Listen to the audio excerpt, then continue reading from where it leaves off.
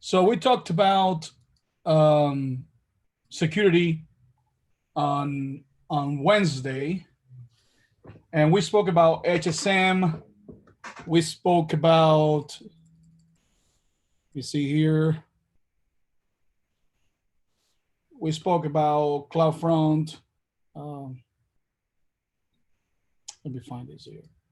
So we saw the principle of security pillar, all these guys: identity and access management, detective control, infrastructure protection, data protection, incident response. And then we saw some of the services that, you know, um, intervene in those, features of the security, like IAM, organizations, MFA token, security token service, CloudTrail, AWS config, Amazon CloudWatch, Amazon Guard Duty, Amazon VPC Inspector, Shield, WAF, Macy, KMS, S3, EBS, IAM, and CloudFormation. Okay, we saw all of these types of attacks, and we saw the services that work with this, like Shield, right? We said that denial of service is when the,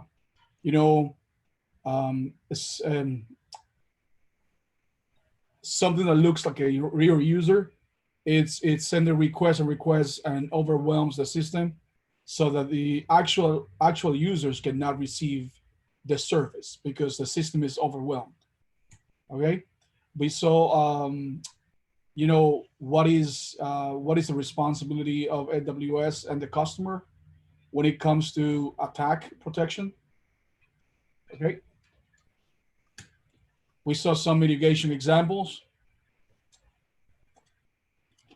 and we mentioned that many of the services that we already know, like NACL, security groups, and all that, are not here. This was like an overall representation of of security. We spoke about all these guys, Shield and Valve, being in the global level, like in the space, and then inside the VPC, it's Earth, planet Earth, and then outside is where these guys they work, like Route 53, WAF, CloudFront, Shield, all those guys. It's like a layer of protection for this little planet called VPC, and that will intercept attacks before they get to our network. Right? We spoke about Inspector. We said that Inspector is an automated security assessment tool that is used to get some findings and some vulnerabilities and deviation from best practices. See, if there's something that is not in line with the best practices of the company, Inspector will tell you. Remember, Inspector works with only with EC2 instances, right? So it will report findings related to EC2 instances only, right? It produces a detailed report with prioritized steps for remediation after the assessment, okay? So it tells you what to do after the assessment. We said that it has hundreds of rules, right? That are mapped to these vulnerabilities, the definitions. We spoke about that, and they are knowledge-based, so they are built in, right? We saw this, that, the severity of the findings, right? And then it would tell, we saw a specific finding in detail, what it's composed of. Okay, we spoke about Shield, that it has two flavors: protection, standard, and protection that is advanced. Standard is free, and it includes only two features, and two or three features, and then advanced includes all of them, right? It has extra benefits and extra features. We saw the types of the threats. We saw the DDoS, distributed denial of service. There can be different ways. In the application layer, it's HTTP floods. In the network transport layer, which is layers 3 and 4, you have this kind of attacks like SSL abuse, slow loris, and all that. We saw attacks like SQL injection. We said that when an attacker injects malicious code in your queries to fetch information from your database, and thus have possession of it, right? Dubois and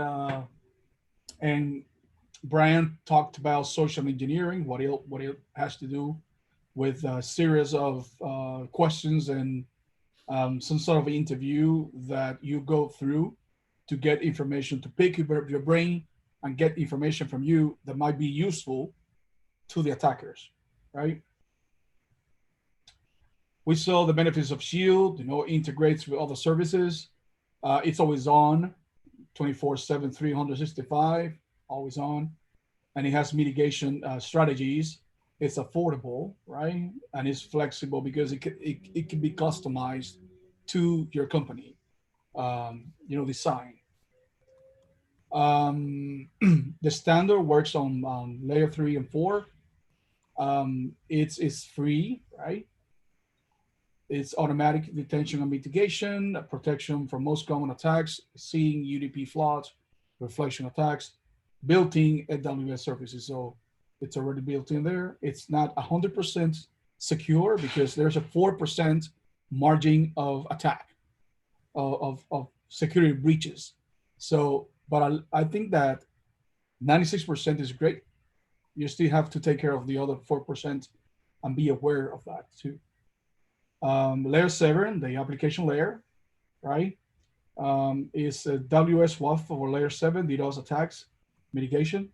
Remember that WAF is more for SQL injection and cross-scripting, and Shield, it's for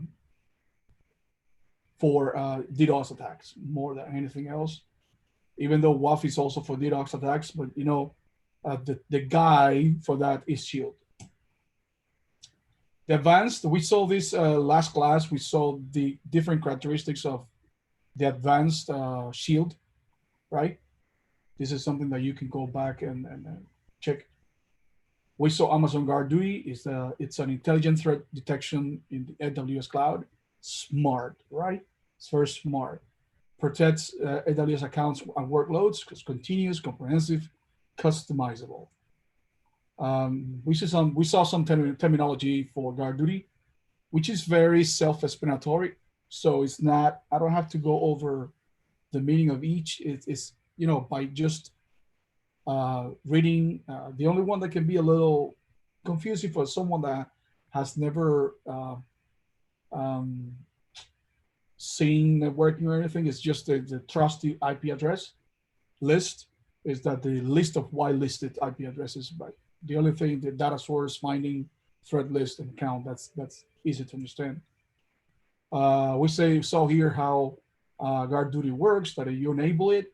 I gave you a demonstration how to enable Guard Duty, and then it integrates with other services like CloudTrail, VPC, and DNS query logs, and then it analyzes that. And after analyzing that, what it does is detects threats in a smart way, and then it gives you actionable alerts. How we enable Amazon Guard Duty, there's a button, a blue button.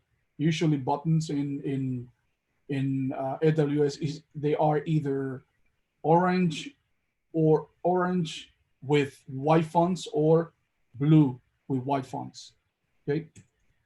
So here we have some findings that Guard Duty found, okay?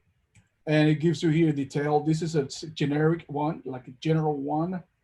An actual finding will be more specific, okay? Security data with CloudFront. We saw that CloudFront delivers the content securely over HTTPS, and you can customize the certificates with CloudFront. So you can bring your own certificate as well. Brian talked about what he did with his website, and that he brought his own domain and he put it in, he added it to AWS. Domain with alternate domain names. You can use a dedicated IP, request permission for your AWS account. You can upload your SSL certificate to the IAM certificate store with AWS Certificate Manager. I show you Certificate Manager. Also, I spoke about the different ways you can upload the certificate. You can do it in the console, or you can do it through the CLI. Okay. Advanced SSL feature support. We spoke about high security ciphers, forward secrecy, against eardropping, that when someone is listening carefully and silently, right? We spoke about the online certificate status protocol, the OSCP. We talk about session tickets, that it helps speed up the time spent restarting or resuming an SSL session. We said that when you use a session ticket, you don't need to restart or resume the SSL session. We can use the ticket and that's it. We spoke about the Cloud New Origin security features. That you can enforce HTTPS, right? Only connection. If someone is trying to connect using HTTP, it will not connect. It'll be denied, right? Because the connection that's only accepted is HTTPS, right? We spoke about how to make a content private. You can use a bucket policy to restrict the access to S3, or you can simply use a signed URL that has a timer. That's like a time to live, and with that time to live period, customers can go ahead and download the resources, but bear in mind that after the time has passed, you will not be able to use the link anymore, right? You can add trusted signers to your distribution. You can use a CAN policy, which restricts access to a single object, or you can use a custom policy that restricts access to, one or more objects. Using a pattern matching, like we saw yesterday, we use the string equals, and then the header has to have this, or the username has to be this one. So you can use a policy and then restrict access to a specific user or specific IP address or specific source. Very important.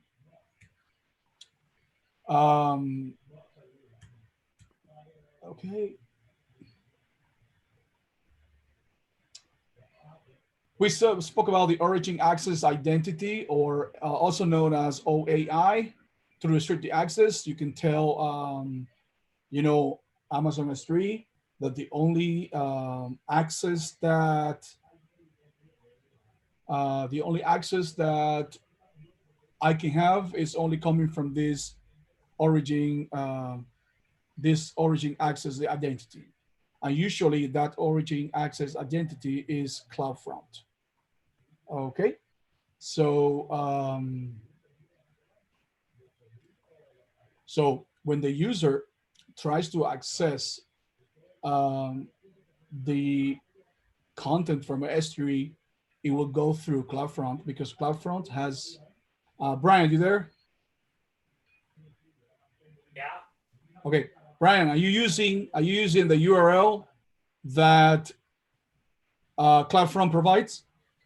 What do you mean the URL? Because I know when you use CloudFront, there is like a specific, I don't know if it's called the URL, but it's like a domain. A DNS. Yeah, something like that. I eventually connected that to Route 53. Right. And then it automatically forwards it through CloudFront. Right. Yeah. Right. But everything goes through that DNS, right? Yeah. Correct. That's the access. That's the origin access identity. When customers try to access your S3, they're not accessing the URL that the S3 bucket provides. They're accessing the CloudFront DSN. And then through that, CloudFront will act as a user, because when S3 receives the request, is a user, right? But the user is CloudFront.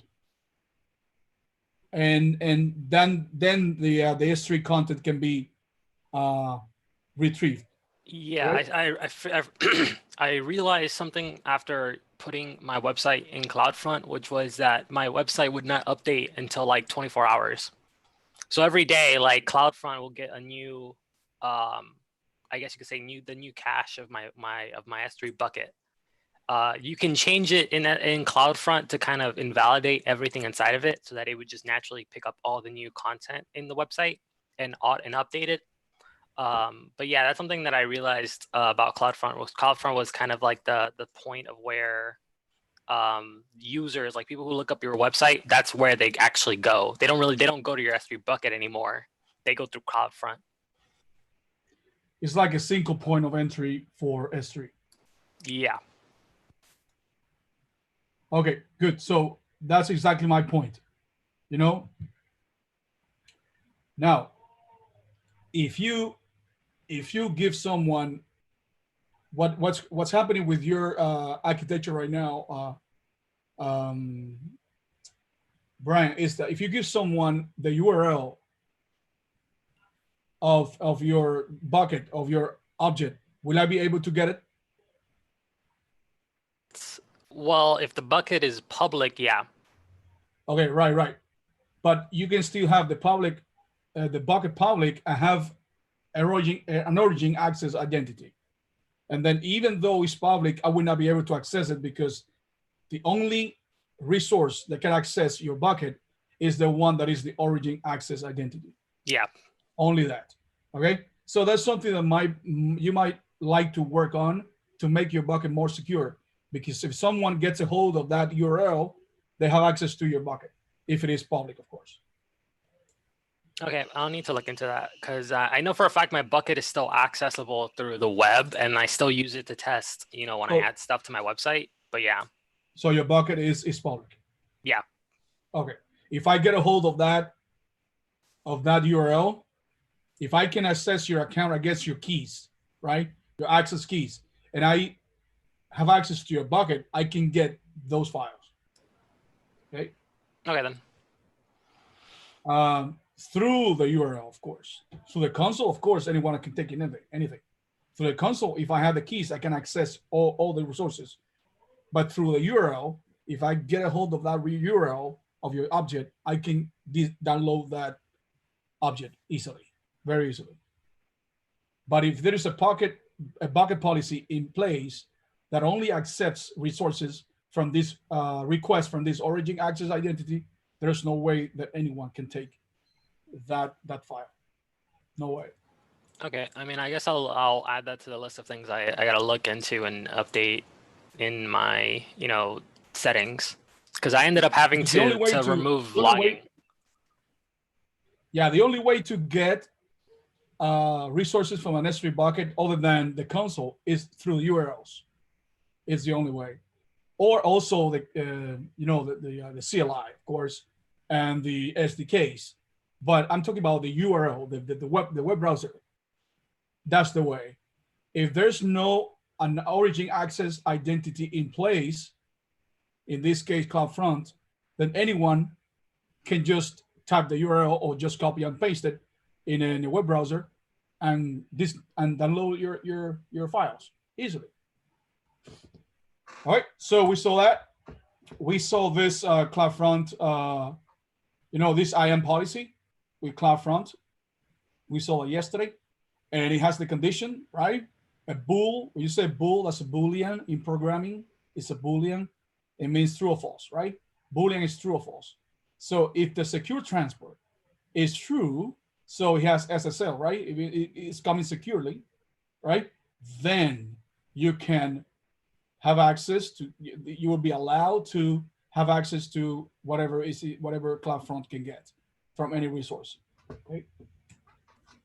We talked about encrypting data. We talked about symmetric keys and how you can have a plain text data, and then you can encrypt that data using a symmetric key, and then you can decrypt that data using a symmetric key and a master key, right?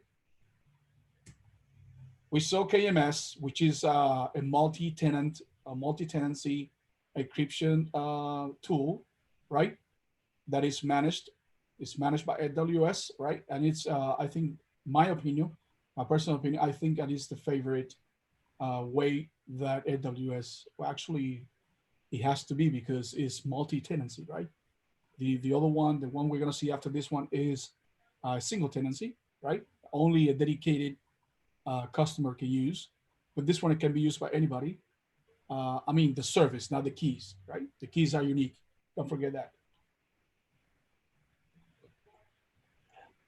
Keys are unique. You have a master key to encrypt the data, and you have a master key. The master key never leaves the KMS system, so no one can use it outside KMS. Okay. Data keys, we spoke about this, right? It's an example of how it works, right? We saw this on Wednesday. We saw the benefits of using the keys. If the key is compromised, don't forget that you cannot decrypt the objects, right? The compromising of the key is limited, so it's very secure, right? It is easy to manage a small number of master keys than millions of data keys, so that's very important. Integration with AWS services, we saw is seamlessly integrated with most of the services. You know that RDS uses it, the Lambda uses it, EC2 uses it for EVS volumes. Many services use it. Okay, so we have EVS here, S3 bucket, Redshift, Amazon DynamoDB. No, this is RDS. I'm sorry. And these two guys, you know, I always have issues with this, you know, icons. I hate the icons. All right. So we talk about RESTful APIs, all that. We said I show you guys on the console how to encrypt the EVS volume, how to get a volume that's encrypted out of a snapshot that is not encrypted, how to get a snapshot from an unencrypted volume and get a volume that's encrypted. We also said that when you take a snapshot of a volume that is encrypted, we cannot decrypt it. It has to keep encrypted, stay encrypted. Okay. We spoke a little bit about HSM. We said that HSM is it works with asymmetric and symmetric keys, and is a single tenancy key. You know, it's a hardware. It stands for hardware security module, right? It's a dedicated service for dedicated customers. We said that it's pay as you go with no upfront fees. It's free at the beginning. Then you will pay if you use it. If you don't use it, you don't pay for it. You pay for an hourly fee for each HSM you launch until you terminate the HSM. Yesterday, I launched one HSM, but at the end of the day, I just deleted it because I don't want to, I don't have to have any money. I should have some money to I have some credits that I have to use. I have an expiration date, so I have to use that. So you can generate, I use encryption keys on highly secure HSMs. You use an open HSM built on industry standards. They are inside your VPC, very important. It has automatic patching, backup, and high availability. And you can protect your keys with strong authentication. This is where we stopped on Wednesday. Now, this is a side-by-side comparison of HSM and KMS. So, like we said before, Cloud HSM, it's a single tenant. It has a single tenancy, right? It means that it's dedicated. If you see in the exam that a company is looking for a solution that needs a dedicated encryption service, right, for a certain dedicated hardware, this is the guy, right? On the other hand, AWS KMS is multi-tenant. It has multi-tenancy, right? So that's one of the main differences between the two of them. It can be shared, right? Customer managed durability and availability. The customer works with this because once it is dedicated to you, you're the one that has to manage that, right? This is managed by AWS. It's very important. It's highly available and durable. Key storage and management, okay? Customer managed root of trust, okay? So if there's someone trusting you or another company that is, maybe you have a company that gives service to other companies, and then you are, encrypting the data using this guy, they have to trust you, not AWS. So if something happens, it's on you, not AWS, right? If something happens with the security of those keys or the security of the data that this encryption service is encrypting, it's on you, right?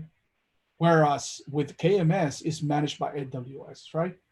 You just use the service, AWS will take care of the rest. They encrypt everything for you, and AWS is the one that handles encryption and the security of the encryption and everything, right?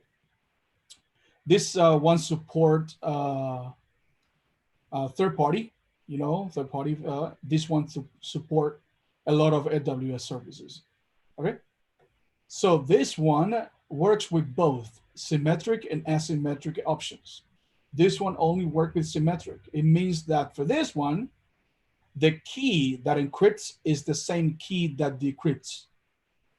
This one can use different keys, one for encryption and one for decryption. Or the key for encryption is the same as the key for decryption. So you have the choice for this one, all right? This one you have no choice, it's only AWS. If I, guys, what do you think? Which one do you think is more secure, symmetric or asymmetric? Just your personal opinion.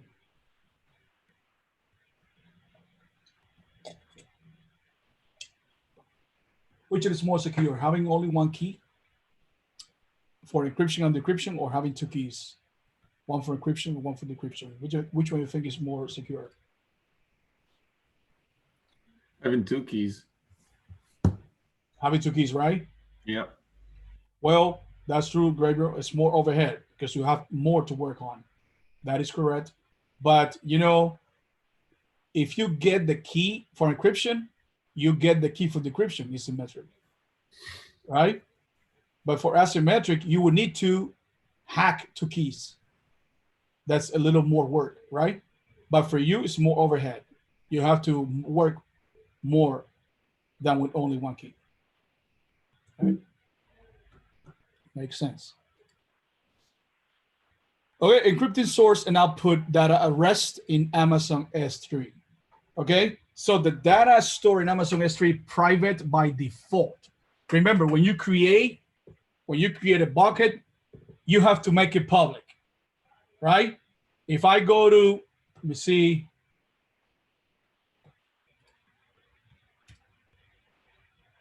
if I go to, see here.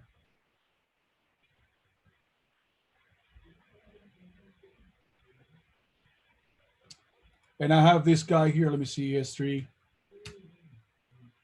right? So if I create a bucket and I'm gonna call it Solutions Architect Dunieski bucket, right? Just the name, right? And I create this bucket. So by default, this bucket is not public. Okay, so I have to come here and look for permissions, and here I have to edit this, uncheck this, which blocks all public access, and then save it. And of course, it's gonna give me a warning because this is not secure if it is public. So now my bucket is public. If I go back to the, it says that my bucket is public now. Objects can be public, right? This will show when your objects are public, okay? Here, my bucket is public, but my objects are not public. So whatever I upload here, if I load something here, let's say that I want to add a file. Let's say I want to add this file here, right? This one. So this file, by default, is not public, right?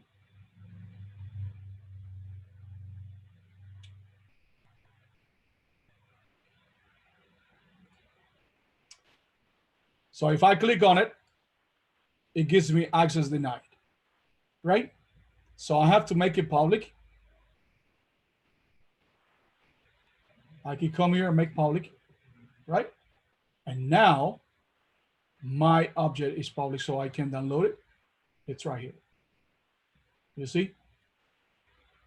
So by default, everything is private.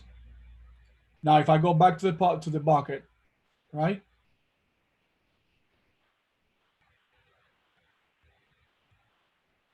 Yeah, still show public.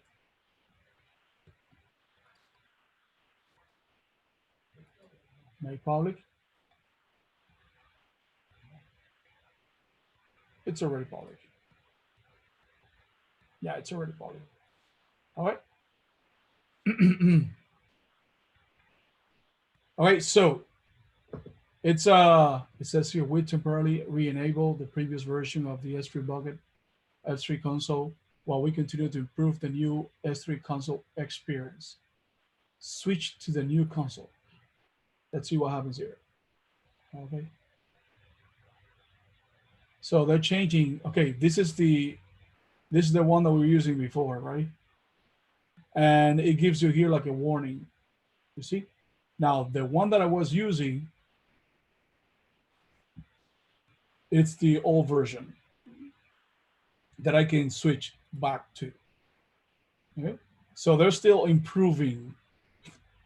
This AWS is constantly improving the console, constantly. So don't be surprised if you take a course and you do the labs, and the labs show a previous version of the console. Okay, and sometimes it's hard to find where things are because they modify the console in a way that you don't even know where to find things if you're used to the old console. All right. So access to Amazon S3 can be over HTTP or HTTPS. Remember that you can enforce HTTPS only using CloudFront. Okay.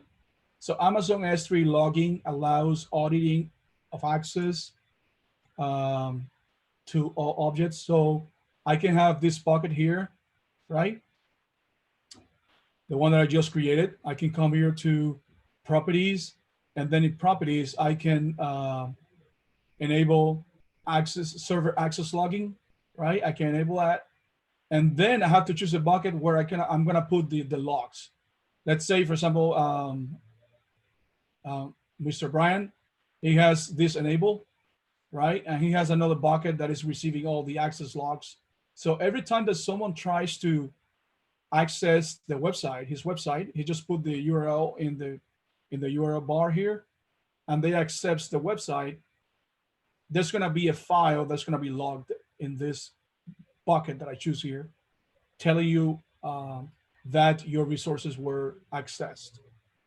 Okay, so I can choose this and choose another bucket, any bucket. You can create a bucket only for logs. So I can go back here and create a bucket and call it Dunieski access logs bucket. By the way, buckets are free. Okay, it doesn't matter how many buckets you have. Okay, so I can just keep all versions of the objects. Log request for access to your bucket. No. Next. And then I don't want to make this public because it has, I'm sorry, I want to keep it private because it has the logs, right? And then create the bucket, right? So the bucket has been created. Okay. Right here. So I'm going to come here to the one that I had before. I enable access logging. I'm going to do it again because I didn't finish that part. One moment. So I'm going to label it. I'm going to choose the bucket that I chose for that. Dunetsky access log. And then I don't have any prefix just in case I have like, you know, like a folder or anything. I just put this. And then whenever accesses this bucket of my resources through the URL, I'm going to have this here. There's going to have a lot of thing here. Let me see if I put here. See. So my website is still working, right? Let me see something if I can do something here. Let me come here to my bucket. What's the bucket? This one.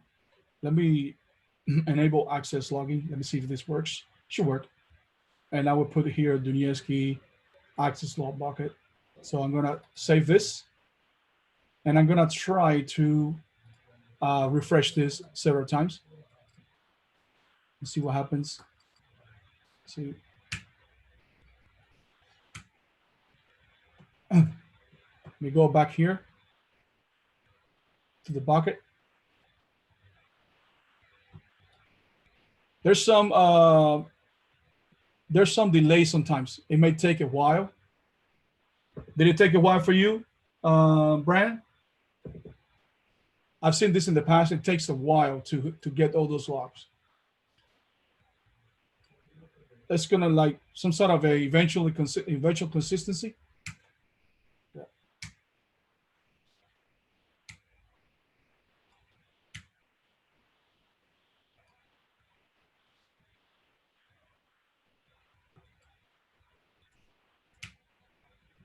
So maybe later we can come here and take a look at that. Okay.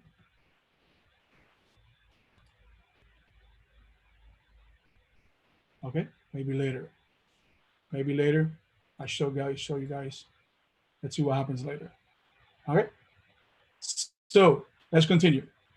So Amazon S3 supports access control lists and policies for every bucket, prefix, directory, or folder. Okay, that's the prefix that I taught you about, and folder, and object. I'm sorry. So data rests with Amazon S3. It provides Amazon S3 provides server-side encryption, advanced encryption standard 256, using AWS maintained keys or customer-provided keys. So AWS encryption keys are further encrypted with a rotating key. Okay. Can also encrypt data before storage in Amazon S3. That's called client-side encryption. You know that the encryption, all the data is encrypted before it goes to AWS, right? So that's called client-side encryption. Okay. There's also in-transit encryption. Okay. Now we have three options for server-side encryption. We have Amazon S3 Managed Keys, or SSE-S3, right? We have KMS Managed Keys, SSE-KMS, and Customer Provided Keys, SSE-C. Okay, so with SE, right? With that one, when you use server-side encryption, this one that is managed by AWS, right? What happens is each object is encrypted with a unique key, right? And as an additional safeguard, it encrypts the key itself with the master key. So the key that you use, it's also encrypted. So what it can get any more secure than that. The key itself is encrypted with a master key that irregularly rotates. So that master key is regularly rotated. It means that it's hard to get a hold of because it's constantly rotated. So that master key, it has to be very well taken care of because that's the one that decrypts the encrypted key. So it's a super duper secure way, right?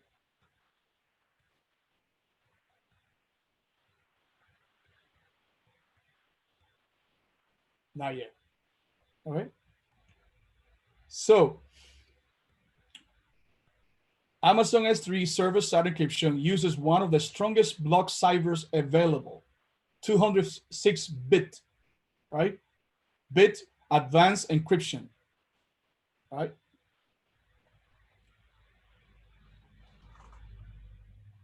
To encrypt your data.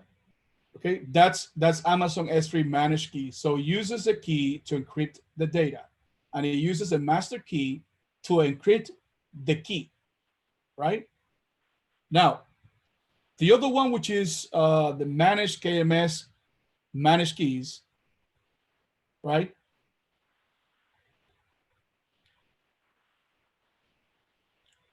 That one is similar to the other one, but it includes some other additional benefits, right?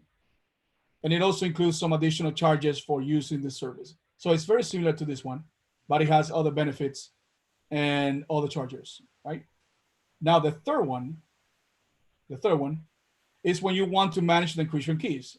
So Amazon S3 manages the encryption as it writes to the disk, and it also manages the decryption when you access your objects, but you manage the keys, okay? Because you are the one that provides the keys. So that's the difference between these three, right? Actually, when people speak about this, they speak about four, right? Because they also include this one, client side, okay? But this is happening outside AWS, right? This happens inside AWS. Okay. So what would be the difference between, what would be the advantages, not the difference, between Amazon S3 managed keys and KMS managed keys? Okay, one moment. Because they're very similar. I had a website here that I opened. Let me see here. I opened somewhere here.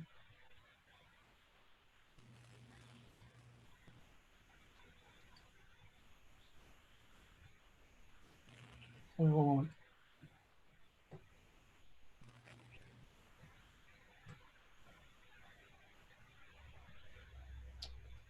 Okay.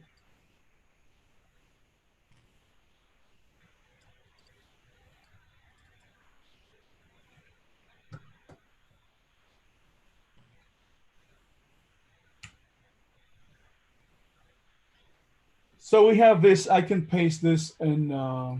That would be awesome. Yeah. All right. So these two are very similar. Okay. When you use this guy, you use this, and then here provides you with the audit trail. Yeah, then we're seeing the difference here, right? So additional charges for the user. There are separate permissions for the use of CMK that provides added protection against unauthorized access of your objects in Amazon S3. SSE KMS also provides you with an audit trail that shows when your customer master key was used and by whom. Additionally, you can create and manage customer managed CMKs or use AWS managed CMKs that are unique to you, your service, and your region. For more information, you can click on this. Okay. So the other ones are very, very good, right? But it doesn't provide the CloudTrail integration that shows when was it used and by who, okay? And you can have some customized keys that are unique to you, your service, and your region, okay? So that's basically what it has in addition to these guys. So basically, it's a log of Yeah. It's who more has- comprehensive Mm. in terms of security. I can paste this guy as well.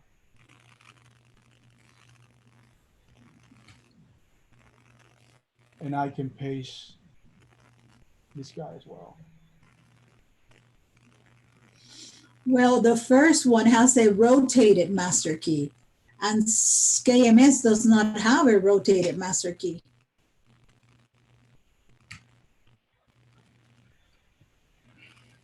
Would rotated master key be more secure than a single master key? Well, actually, it's similar to that one. It has that too, but it has some additional benefits and charges. It says here, Story KMS is similar to SS3 S3, SSE S3, but it has a customer master key. Okay, it's stored in the KMS service, right, that you can use and customize. Okay. Anyways,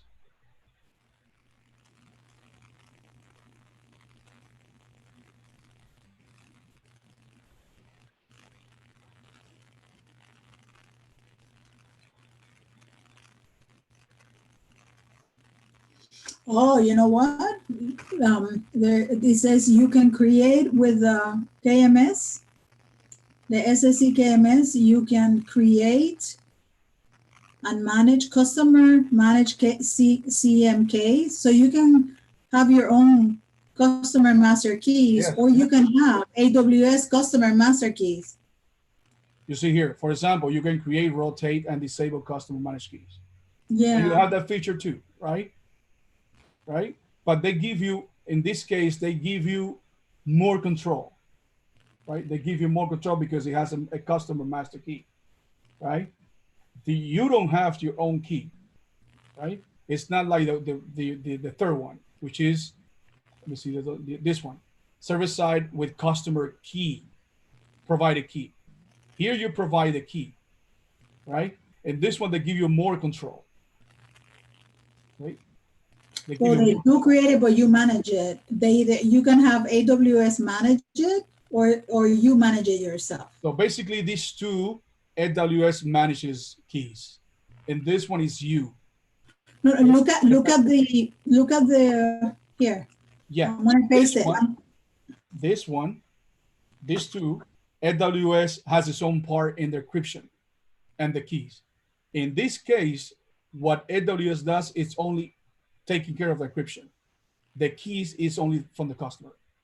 But in this case, you can either have customer managed keys, customer that the customer can manage, keys that the customer can manage, or AWS can manage the key. Uh-huh. But in this case, it's only you.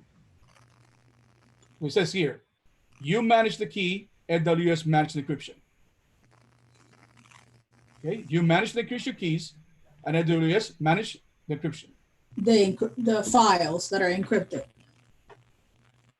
Correct? Right. The encryption, the process of encrypting the files. Mm-hmm. But you manage the keys. You manage the keys. You're the one that has to rotate it and do all that. With this guy, AWS has its portions, their responsibility in the keys as well. Third one, I mean, we can say that the first two, AWS is involved in the keys. In the third one, AWS has nothing to do with the keys. It's your keys, you manage the keys. They manage the encryption. You use the key, you have to rotate it, you have to create the keys, and then AWS takes care of the encryption of the data.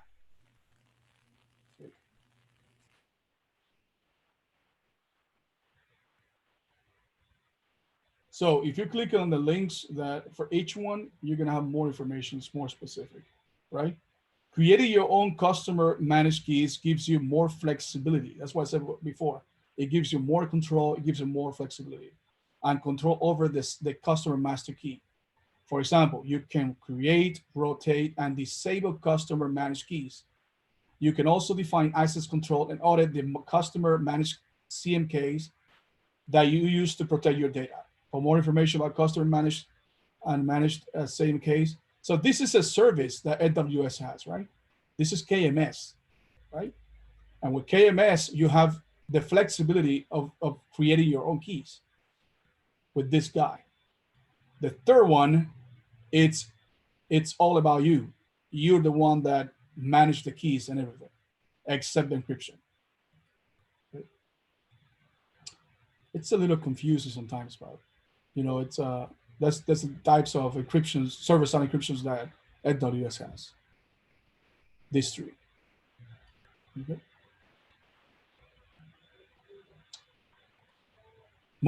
Mutually exclusive, depending on how you choose to manage the encryption keys. Okay. So in this case, it's Amazon.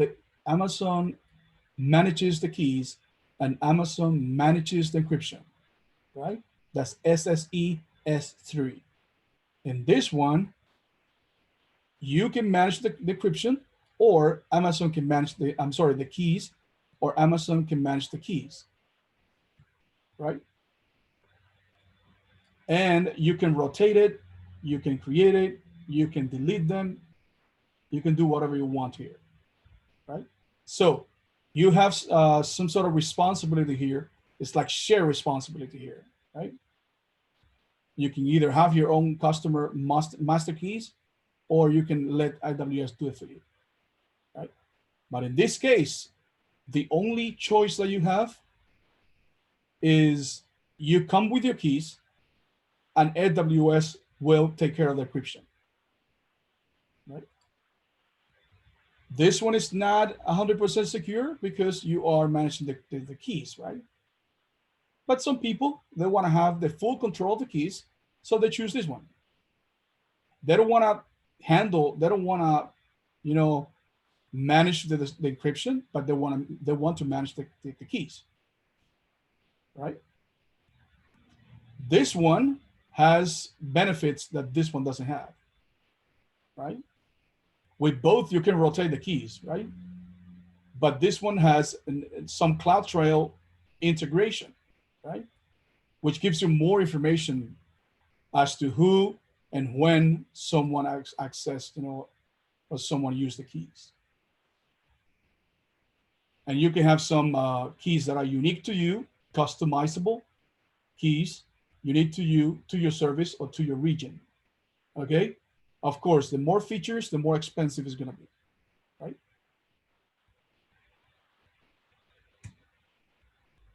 So this is how it works, right? You can have some, application in your own data. You can access this using this protocol here, HTTPS, right? Or your applications in Amazon, right? In AWS, right? And then you access the services. You can either access S3, right? Which Amazon S3, don't forget, I think I said this before in this class or in the morning class, but I'm saying it now. In S3, encryption is optional. As you saw in my S3 bucket, I enable encryption, but it was not encrypted, okay? So it can stay unencrypted all the time. It's not enforced, right? It is recommended, but it's not mandatory, right? But in Glacier, it's encrypted by default. Everything that lands in a vault in Glacier is encrypted by default.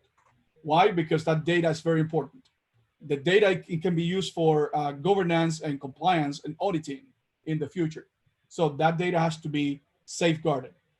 All right. Also, you can have some, encryption for your database. In this case, Oracle and MySQL, which use transparent data encryption, which is typical for these two database engines. Okay. What it does, it protects your data using keys that I created in the database application with keys that I created by AWS, right? So AWS has some keys that protect the keys that encrypt the data here, right? That's what transparent data encryption is. And it's specifically for these two databases, Okay. The other ones they use, standard encryption. This one they use these two only, Oracle and MySQL, and not MySQL, Microsoft SQL. They use transparent data encryption. Okay. Again, they use keys that are created in a database, and they are protected with keys created by AWS. Okay. I would say before there are keys that are used to protect keys. Right. That's the protection of the protection, which is pretty good. So you can encrypt Amazon RDS connections, right? You are responsible for encryption of the data in transit, right? You can enforce that, right? You can enforce that. Having some SQL, I don't remember well, but that was, I saw it in my development certification, is that you can, in the header of the request, when you are sending the data to the database, you can have some scripting that says, I think it's enforce.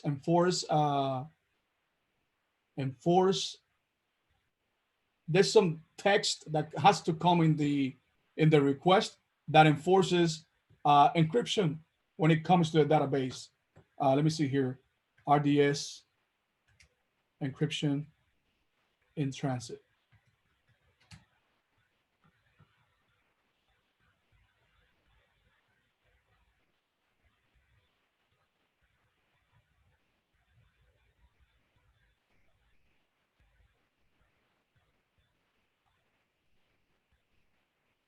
Okay, let's say for some of MySQL.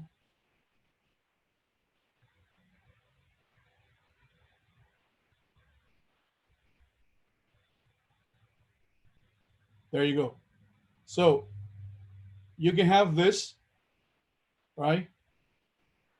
This is right here. You see? So you say he alter user, encrypted user at this symbol here, require SSL. Okay? So if the data that's coming is not secure with SSL, then it will not receive the information. Okay? So that is encryption in transit, right?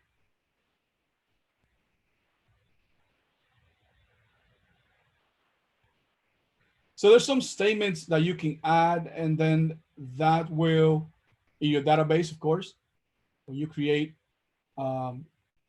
different things in the database, you can enforce SSL connection, and then that data, whatever is sent to the database, is going to be encrypted.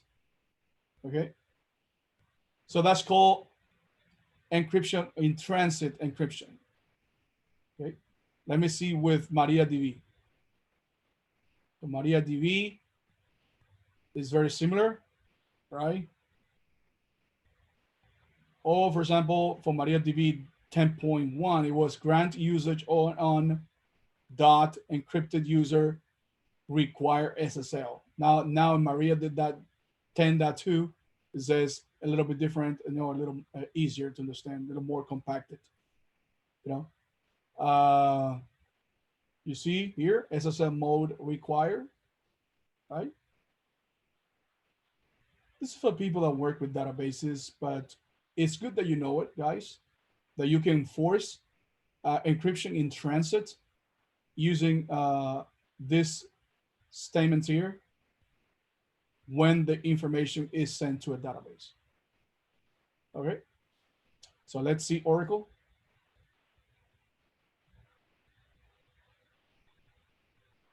Okay. Oracle is a different company, so it has it's a different treatment. Okay, it's not Microsoft, right? You have Microsoft, is very similar. That's MySQL, I see Postgres. Postgres it's Microsoft too, so it's very similar as well. Okay. So here it says SSL off. So with RDS you can enforce SSL, like I said before, right? So no SSL connections are refused with the following message. Right? If you enable SSL, let's see here, you can use the select SSL cipher to determine the SSL cipher. You can encrypt the status of your connection this way. Okay, guys, like I said, you don't have to be an expert in this. It's just you have to know that encryption in transit can be enforced for databases. Okay, that's what it is here. You're enforcing SSL, right? Even though this one is replacing this one, but this one is still used a lot. So you can configure your database to accept only encrypted connections. This is what we said already, right? And you can encrypt the connection, the data of connections helps. I mean, you can encrypt of data connections help. This is well redacted. This is well, I mean, this is, it doesn't make sense, right? By encrypting the data connection, you can meet compliance standards. Of course, you know, the company has some standards, you have to comply with that, right? So you use encryption option to encrypt data at rest. Okay, data at rest, you can encrypt the data, right? Once already in the database, you can encrypt it. You can use SSL to encrypt connections between applications and database instances. You can configure your database to accept only encrypted connections, and this is the same thing. Okay, so you can do that on the line storage for the instance. It's backups, logs, read replicas, and snapshot. Okay, so you can have all that encrypted at rest, and it uses the same standard, advanced encryption standard 256 bits. It uses that algorithm. Encrypt the data at rest to help meet compliance standards. Use automatic handling for authentication and decryption. You know, the ultimate purpose of an architect is to be able to automate everything, right? We can use transparent data encryption for Oracle and SQL Server databases, and use AWS Keys Management or KMS to manage keys. All right. Now, any questions, guys? No questions? I'm a little confused with this slide that had the picture with the server-side encryption. This here. So server-side encryption, this is on the AWS side, right? Yeah. Correct? So why do they have this data center here? Because you send the data from here. You send the data from here. You can send the data from on-premises or from the AWS itself. If you have an hybrid architecture, you send it the data. So the encryption, this is what I'm confused. The encryption happens at the storage service at the block at the bottom, right? It's server side. It's server side. So it is at the AWS storage service portion. Correct, but that's the storage. Okay. That's the no, this is confusing to me. Okay, you have the data here that is residing here in these guys, right? Either S3 or Amazon Glacier or RDS Oracle or RDS. Okay. Right? You can enforce the data to be encrypted when it's already here. Okay? It can come here from these sources, not encrypted. Not encrypted. Using a secure way, but the data may not be encrypted, right? So when it comes here, it is already encrypted because this one has server-side encryption enabled. So you can send, when you upload a file on S3, you are loading it in a secure way, because when I do this, where is it? When I upload a file here, this is secure, right? This is inside the AWS platform. I'm not using any, I'm not traversing the internet from one side to the other, just inside the AWS console. No, I'm not arguing this. What I don't understand is on this chart, right? Mm-hmm. That has the top portion.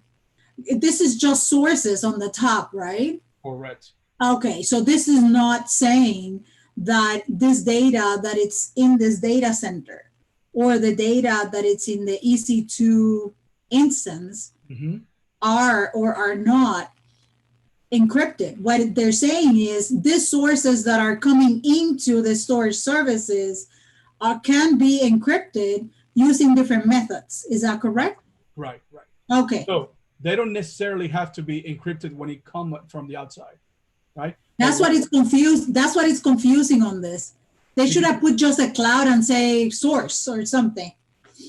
To me. Okay, okay, no problem. So these are the sources, right? The data is coming from this, either hybrid or, no hybrid. Another point within the infrastructure. Right, so it's coming here. What it's telling you is that once they hit the server side, which is this one, right? They become automatically encrypted if it is enabled, right? That's why it's called server-side encryption. So if you enable server-side encryption here, whatever lands in this bucket, even if it is not encrypted, it will be encrypted automatically because you have server-side encryption enabled, right? If it's coming here from the client and it's already encrypted, that's called client-side encryption. And it's coming here and it's already encrypted. You don't need to encrypt it because it's already encrypted, even though if you have enabled server-side, right? But when it's coming here, it's encrypted, right? Once it hits here, it's still encrypted, but it's called server-side because it's from the server portion, right? So it doesn't mean that Amazon S3 it's a server. It means that. No, I understand that. I understand that. I just don't understand this picture from the standpoint of what it's depicting. Now I think I do. Yeah. That's the top part is just the source. And that's how they should have labeled it. That is correct. So they come in here, right? And they become encrypted using either transparent data encryption or encrypted in the S3 or Amazon Glacier, which is by default encrypted. If you go to the next slide, the first sentence, you're responsible for encryption of your data in transit. That's right. So the picture should have, maybe it should have a second portion, which is you're responsible for this link here. You see this arrows on the top? But yeah, you're responsible for those arrows to be encrypted or not. Yeah, because AWS has nothing to do with the data that you send. Yeah, I know. But for clarity. Okay. So whenever it's in transit, you're responsible because you have to enforce, that link. Yeah. Okay. Good point. Okay, so authentication. Maria, maybe you want to talk a little bit more about Active Directory. I've seen that you have mentioned that several times. Me? No. No, you didn't mention Active Directory before, or was Oscar? I think it was Oscar. No, it was Oscar. Yeah. So you guys probably have heard about that. That's a Microsoft service, right? That if you study for any Microsoft certification, that's gonna be there too because it's a service from Microsoft, right? But AWS has some integration with it, and it has capabilities to work with that service, and it's nothing but having a directory that is on premises connected to your AWS infrastructure. Okay. So you can bring all your users from your AWS on-premise office, right? Not AWS, from your on-premise office, and bring all the users with all these credentials, everything to AWS. So you can use Active Directory for that. Okay. So there are three ways that AWS uses to connect Active Directory. This is the way AWS Directory Service, right? They have three ways. They have run Microsoft. They have Microsoft AD as a managed. guy. As a managed service within AWS Directory Service, they have AD connector, right? Which is when you connect your existing on-premises Microsoft Active Directory. And they have Simple AD, which is a standalone new directory in AWS Cloud. So you can create these guys. And you have another one, which is, let me see if I have it here. So you have this guy, right?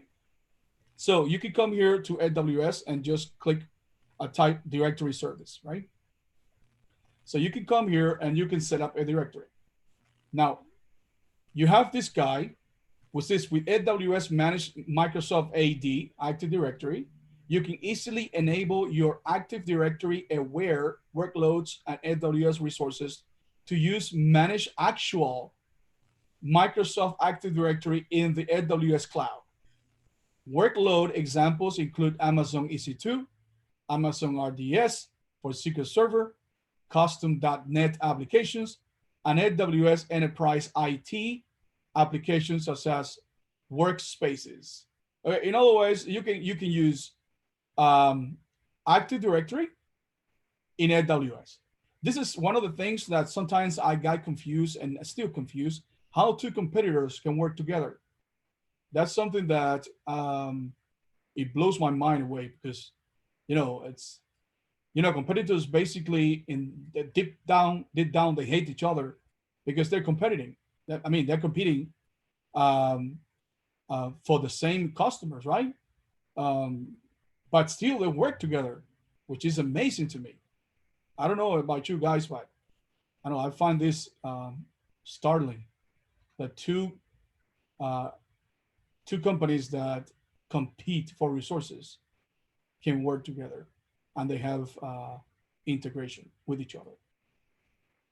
Which is very weird to me is that when you study Microsoft Azure, it doesn't have an integration with AWS, which is, and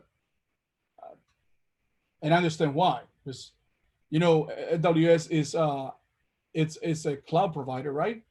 Microsoft is more than that, right? It's more than that. It offers cloud services, but it offers other services, right? Like email services, like Active Directory services, like what else? Like applications for programming and developers. So many things that Microsoft offers. Microsoft is it offers many more services than AWS, right? Still, when it comes to the cloud, it's just behind, in the race compared to AWS, right? But basically, this service is just using actual Microsoft Active Directory in the cloud. So like using it on premises, right?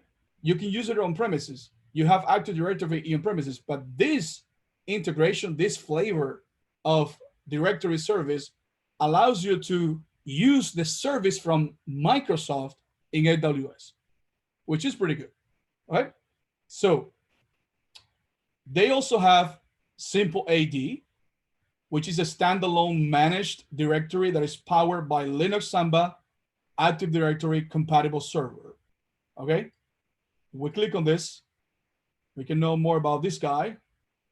It small supports up to 500 users, approximately 2,000 objects, including users, groups, and computers. If it is large, supports up to 5,000 users, approximately 20,000 objects, including users, groups, and computers. And then you can read about this guy. Maria, look at this guy. It is not supported by AD, Simple AD. So something that the Amazon uses itself doesn't support something from Amazon, which is quite amazing, right? So AWS has this guy that doesn't support something that Amazon created. Very surprising, right? But that's another flavor that directory service has. Probably because Chime itself. It's proprietary of Amazon. It's only by Amazon. You have to have an Amazon account to be able to get into Chime. If not, it won't let you in. Yes.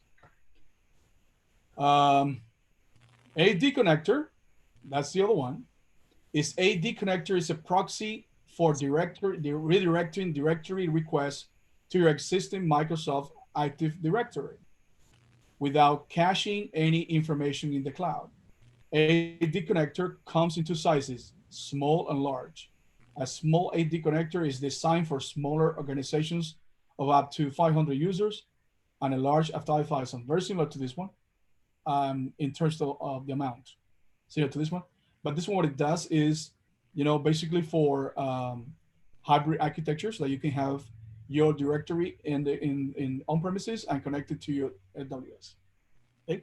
And we have this guy, which is very, very AWS, Amazon Cognito user pools, right? So you can click here, and maybe you want to learn more about that, but we can do this.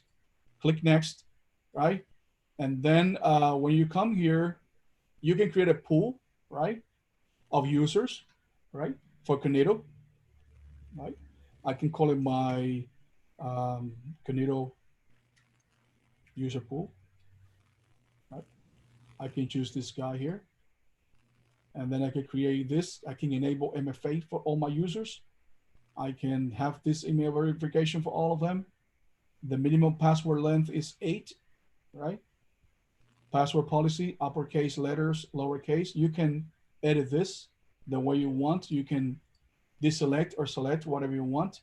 The expiration date, how quickly you want people to rotate the keys if they're not used, the password, administrators, right? If they don't use it in 7 days, 7 days they have to change it, right? So very useful. It's very common to use this with other services, integration with other services. How did you get here? How did you get to this? I was here. You can come here and click user pool. User pool, okay. Cognito, you see, Cognito. And when you go to Cognito, you can create a manage a user pool or manage identity pools, right? You can create a pool of users or a pool of identities. So here you can create a user, Cognito. These are the ones that I just created, right? You can create a new pool here by clicking here, and then you can give it a name, right? You can have some policies here, right? This is exactly what you see when you create the pool, right? Let me go back to this pool. So all of this is this guys, right? So if I click here, I see the policies of the password, the attributes, username. Users can use a username and optionally multiple alternatives to sign up or sign in, all right? So you can have that. Now, if we go to the another documentation, right? And by the way, this is free, right? If I click here, the documentation, a user pool is a user directory in Amazon Cognito. With a user pool, your users can sign in to your web or mobile application through Amazon Cognito. Your users can also sign in through social identity providers like Google, Facebook, Amazon, or Apple, and through SAML identity providers. We're gonna see SAML later, right? Whether your users sign in directly or through a third party, all members of the user pool have a directory profile that you can access through a software development kit for developers. User pool provides sign up and sign in services, a built-in customizable web UI to sign user interface to sign in users, social signing with Facebook, all these guys, user directory management and user profiles, security features such as multi-factor authentication, MFA, checks for compromised credentials, account takeover protection, and phone and email verification. Customized workflows, user migration through AWS Lambda triggers. Okay, so I can paste this in the chat. Thank you. You're welcome.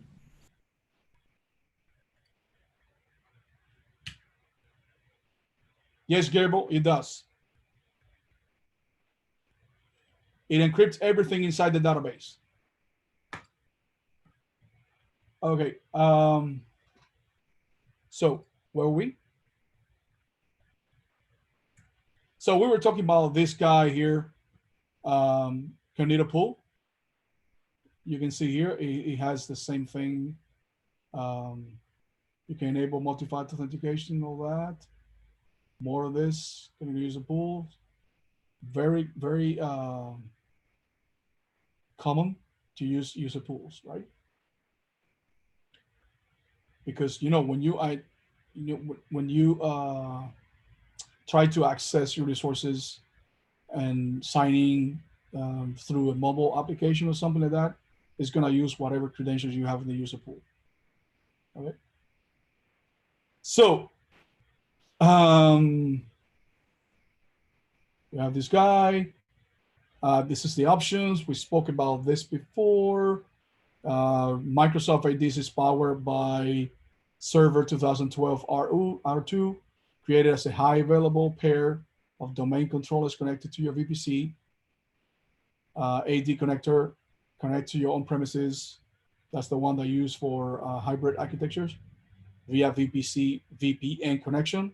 Remember these two guys to connect to your premises using VPS site-to-site or AWS Direct Connect, right? User access AWS applications with existing credentials, right? That's why the ones that you have on premises, right? Integrate with existing radius-based MFA solutions, simple AD, launch managed, standalone. This is a standalone. It's like, a directory that you create in the cloud, right? Remember this one, you run the actual Microsoft Active Directory in the cloud. This one, you connect your Active Directory on premises to the cloud, right? And this one, you create your own Active Directory in the cloud. Right? You see the difference of the three of them? So is the first one implying a hybrid architecture connection or through a server that it's outside of the AWS network, or it's within always within the AWS directory? Yeah, but you're using a third party, which is Microsoft in the cloud. Okay. And the second one is the one that has the connection. That's why it's called connector, because it's connecting the on-premises with AWS. All right. So this is a guy that is very commonly used. So far, we haven't talking about this, but now is the time, right? The security token service, which works with tokens, right? It works with a token.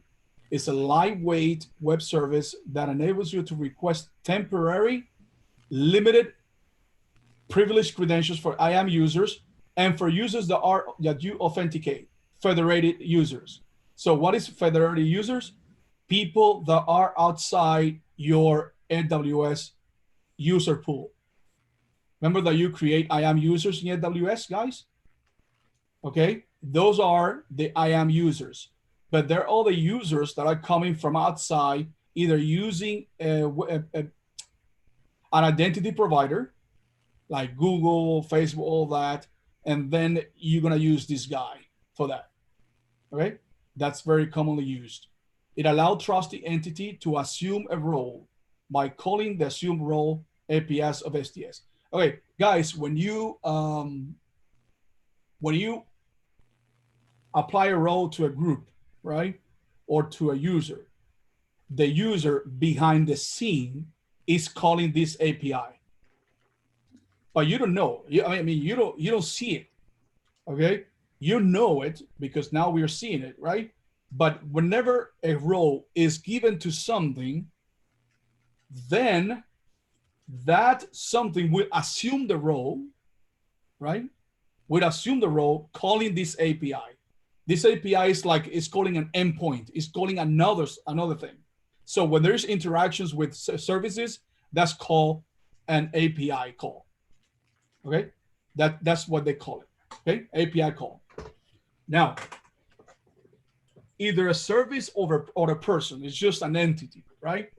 It's receiving that role, is calling that API. It calls the assume role API and then assumes a role that was given to that entity, right? So STS has a default endpoint that maps to the sorry, to the U.S. East, North Virginia. So that's where STS resides, right? But, you know, AWS has made it possible to be used, widely used, by defaulting to this endpoint in the US East 1 region, right? You understand that, guys? So every time someone uses security token service, it is mapped out to this endpoint in the North Virginia region, okay? That's something that place. Yeah, that's actually something that we don't care about. You know, it happens. It's taken for granted. You don't even think about it. It just happened behind the scene, right? Now, it supports AWS CloudTrail. You know, CloudTrail is, guys. I don't even know. I don't even know how to find words to explain these guys like CloudTrail, CloudWatch, S3, Lambda. These guys are gonna be with you all the time in every single aspect we talk about in AWS. CloudTrail is there. CloudTrail is there. It was in the KMS. You saw it? You guys saw it? It was in the KMS service. Now it's in security token service too. It's everything that has to do with security. CloudTrail is going to be there for sure. So what is a federated user? Okay. A federated user is a user that is authenticated with their own identity store. For example, you write an identity broker application, right? Let me see if I have it here.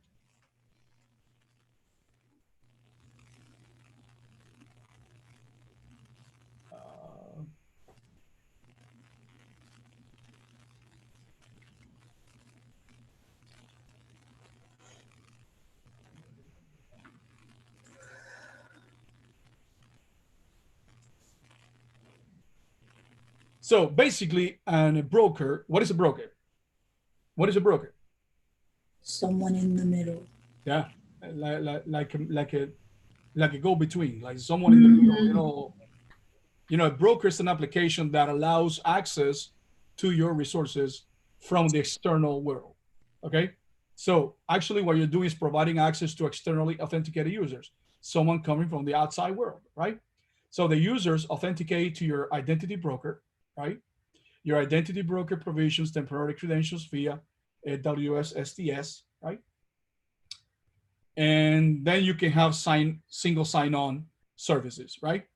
Like let's say that you can authenticate yourself through Google, and then whatever services or whatever applications that company has, once you are in, you can access all of them with only one single sign-on. As simple as that. Okay. Now, all of these guys, they work with a token, and the token is the one that gives you access to everything, right? A token that is given to you when you, I mean, it's so if I can use the word ignore, it's so take it for granted, it's so overlooked, this way to access resources using Google or Facebook. When we use it online, for example, people just take it for granted. Just click sign in with Google and that's it. I'm in. Yes, but you have no idea how many things are happening in the background. I was able to, after watching a course and all that, I was able to create an application that let people access resources with Google signing. My God, you have no idea. You guys have no idea how much code has to be written and how many details have to be in place for a person to authenticate themselves using Google. You have no idea. It's amazing. And it's all with a token. The token is the one that lets you access resources. So and who provides a token? Huh? Who provides it? Is that Amazon side or is that on the Google? Google. Yeah. Okay. Yeah. So we have the identity broker here, right? Right. So the users, they don't access their resources directly. they have to come to the identity broker, right? Now the identity broker will communicate with STS. STS will get back to the identity broker with a temporary credentials, right? And then is when this user can access this services. Of course, this identity broker is going to have some sort of federated identity, like Google, Facebook, or something like that, right? So once you log in Google, right? Google here, it will come here, contact the STS service. It will come back with a token. Of course, the STS will check that Google was the one that authenticated the user, right? And then it will come back with temporary credentials. And then the user can access the console and other resources. Of course, this is all happening in the background. You have no idea what's going on in the back. You just access the resources, as simple as that. Okay? So the users, they access the resources from the local machine, but first they have to go to the identity broker. I'm just explaining again. For the identity broker, they're authenticated with the corporate identity store, right? Right? Because, you know, this is the way that it was created. After authentication, the identity broker reaches back to the SS here, right? This is something that you build, right? That has to do with the identity that is created in the corporate store, right? That's another way. You can do it with the Google or a third party in identity provider, right? But in this case, it's coming here to the store where all the credentials are, right? So the person is authenticated, right? Once there's a match in all the all the username and the password. Once it's authenticated here, it will go to STS, right? Now STS gets back with a temporary security credential. Now it comes here, and this guy can then access the AWS console. But remember, this is temporary, right? These guys, once you log out, they will disappear, right? No more. Then you will have to do the process again. STS provide security credentials that are temporary. They're not permanent. Permanent is if you access it through the console, right? Using your username and password. But it all depends on how the infrastructure is architected. It depends on how they authenticate the users, right? So this is how an STS identity broker works. Do you guys understand? Yes or no, maybe, perhaps? Yes. I have a good article that explains how to do this with G Suite, if someone is interested. Okay, good. With Google Suite, very good. Okay. So, Professor, I need a break. you need a break? What time is Yes. it's 2:36. Good. Thank you. It's time for the break. So guys, I will see you at 2:46.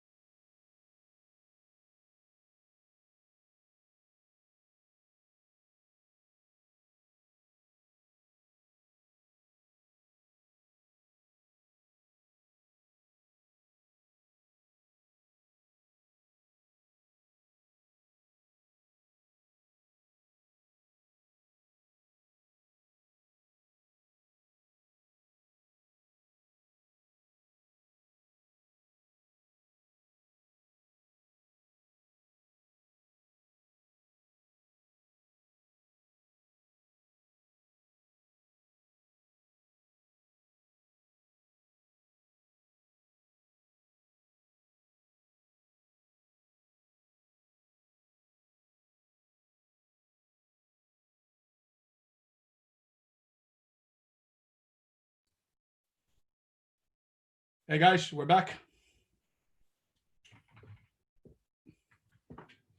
So we were saying that this is a way that you authenticate your authenticated to access resources, right? Now,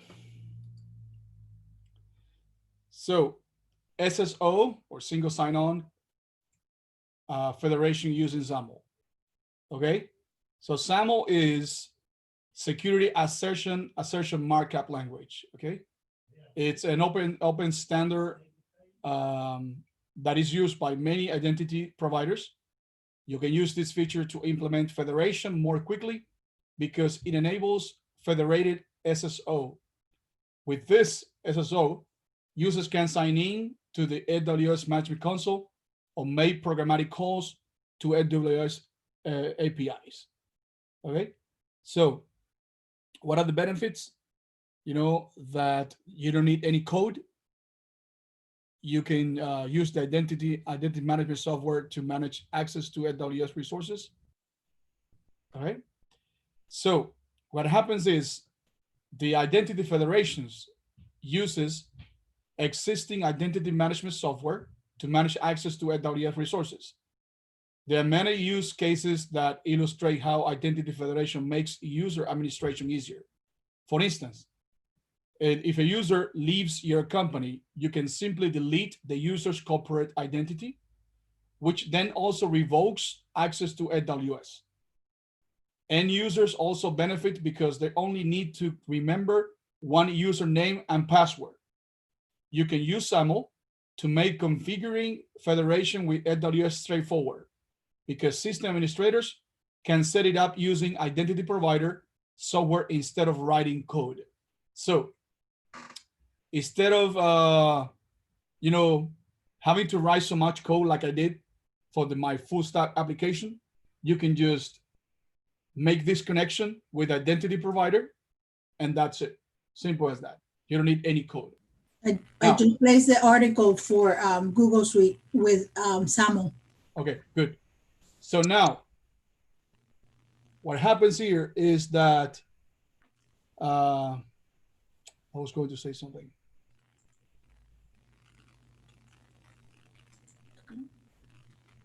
Yeah, I was going to say something. Okay, remember that when you assign a role to someone, that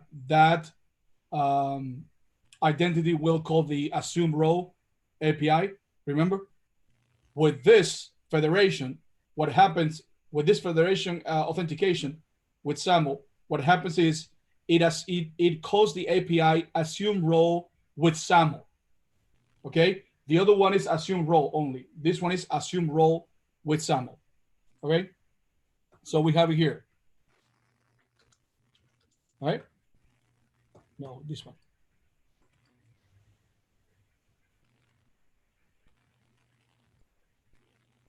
Here. So federation with SAML. You use management console SSO, right?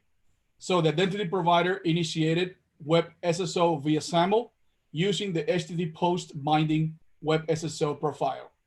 Okay, so they're using the SAML. Now a new sign-in URL that greatly simplified SSO, like this one, for example. So sign in.aws.amazon.com/SAML, the SAML authentication response. And then the API federation uses new assume role with SAML operation. So how does it work? You have here, so the user in your organization, right? Let's see, one moment. It browses to an internal portal in your network, right? And then the portal also functions as an identity provider, IDP, that handles the SAML trust between your organization and AWS, right? So the identity provider authenticates the user's identity against the ID store. After the client is authenticated, the client receives a SAML assertion in the form of authentication response from the IDP, identity provider. It can then post the SAML assertion to the new AWS sign-in portal behind the scenes. Sign-in uses the assume role with SAML API operation to request temporary security credentials and construct a sign-in URL. Finally, the user's browser receives the sign-in URL and is automatically redirected to the AWS console management. Okay, so that's the to this management console. So that's how it works. Okay, so the user communicates with the portal, right? Using a SAML assertion is received, and with a response, right? It communicates using the login into the portal, and then the portal returns. It communicates with the identity store, right, where the authentication is, and then it goes back with a SAML assertion in the response, and then the person can, after assuming that role with SAML, then the person can access the AWS portion. Right? This is very secure, right? Now there is another way. Which is the Web Identity Federation. Okay. Now, this one uses the STS API, right? Assume role with web identity. It lets you request temporary security credentials to access AWS resources. It supported web identity providers, Amazon, Google, Facebook, and mobile application can be developed without server-side code and without distributing long-term credentials with the mobile application. Okay, what it says here is that Amazon or AWS already has functionalities in place that you don't need to write any code. I go back to what I said before. I wrote an application that had a lot of code for people to authenticate with Google. This has been made easier by Amazon. Now you don't have to write any code. It has an integration using this assume role with web identity, and then you just authenticate yourself using these guys, and that's it. There's no code behind it. It's all being done for you. Okay? There's no server-side code on your part. Everything is being done by AWS. So to configure your application with federated credentials using trusted identity provider, you will register an application with identity provider, right? You have to register that with Amazon, Google. When it says Amazon, that is not AWS, it's Amazon, right? You have to register your application with those providers. Then you have to create an IAM role for the identity provider, right?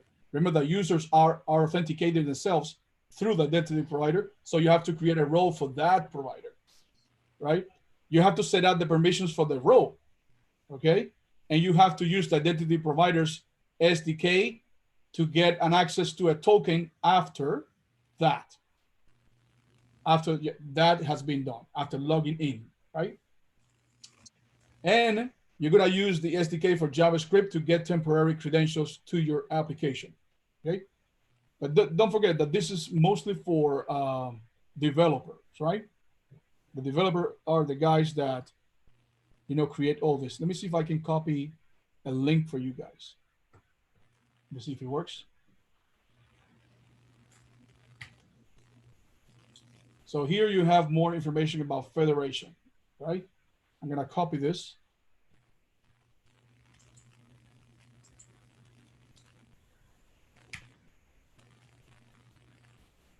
One moment. Okay. So I can come here and start with that.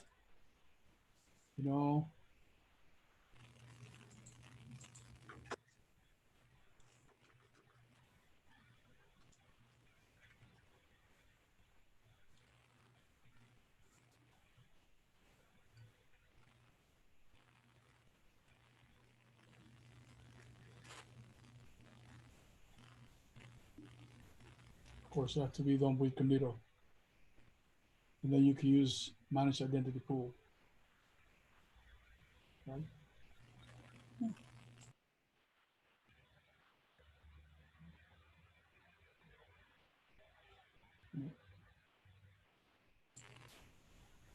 STS? There you go. You see? Amazon, Apple, Facebook, Google, Twitter, OpenID, SAML, and customize, Cognito, all those guys. So after you have created the pool, like remember the user pool? We created the user pool. If you go here, back here, it says Cognito, right? And then in Cognito, I have a user pool right here. And then the user pool has an ID right here. So I can use this ID. I can come back here, right? And here, I can put the user ID. And then I can put the client ID as well, which is gotten by, coming from the client, right? And then you can connect your application to Cognito for authentication, right? If you click here, you give access to an authenticator identities. That's not good. Okay. So this is more from the development standpoint. Okay. This is more for development. When you create your application, how you can, these are things that are provided by Twitter. So Facebook will not, yeah, it's the same company, but Twitter will provide this consumer key and consumer key. And Facebook will provide the Facebook application ID. Google will provide the client ID, right? The client ID is something that you can get from, your Google account. And then for SAML, you can see, the SAML providers. You can come here to the IAM console and create that. Okay. Interesting. It has Google Plus, but Google Plus, it's well, it's not a service anymore. Well, very surprisingly, if you go to the developer console, Google console, right?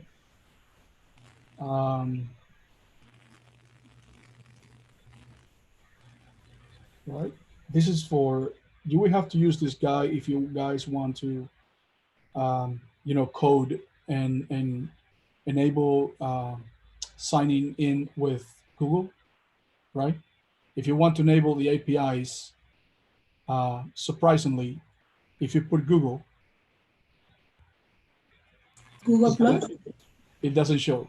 You have to put Google Plus. It's right here. Interesting. Yeah. So for this one, you have to enable it. And then when you enable that,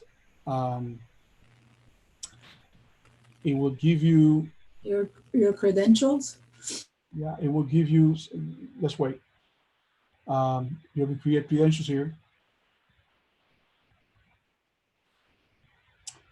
And then you can choose here, I want to use it for Google API.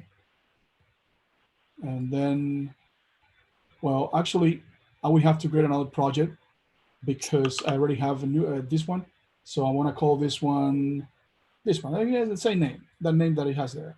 So now I will have to make sure that the project is changed here because I still have my places. Okay, so now I click on view. Now I can come here. Let me see.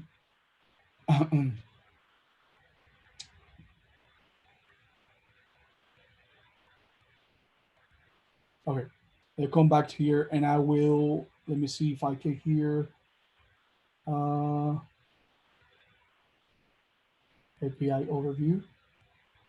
Yes, so enable APIs and I put Google Plus and I can hear Google API. I'm gonna enable it. And now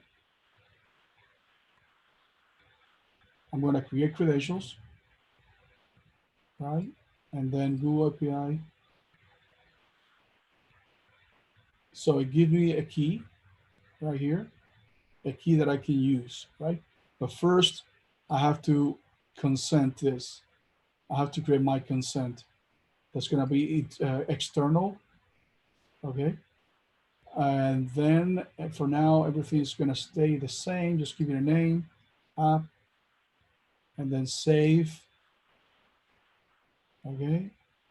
And this, now I can come to the credentials and I'm going to, it's going to give me, you see here,